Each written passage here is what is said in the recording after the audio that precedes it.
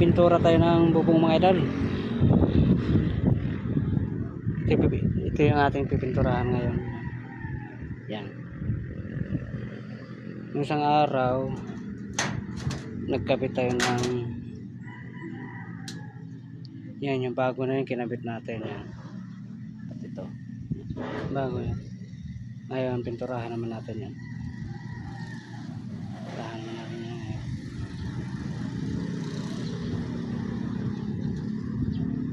Maganda bang pintura pag mainit ang araw para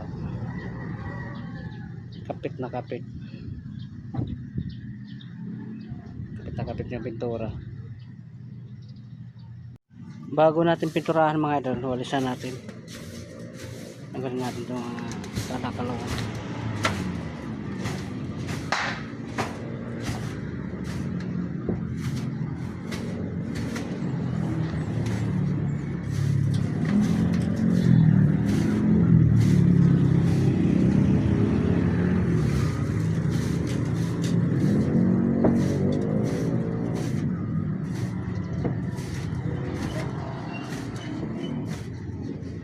Kasi pag hindi natin minalisan,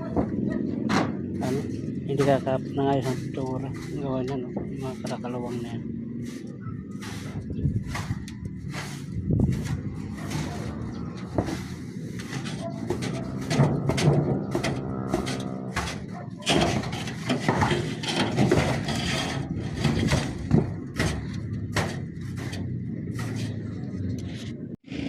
Yan mga idol, maganda pa ganitong mainit ang pintura.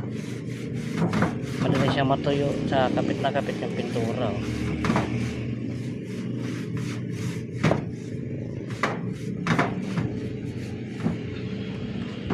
Madaling matuyo siya sa kapit na kapit pintura.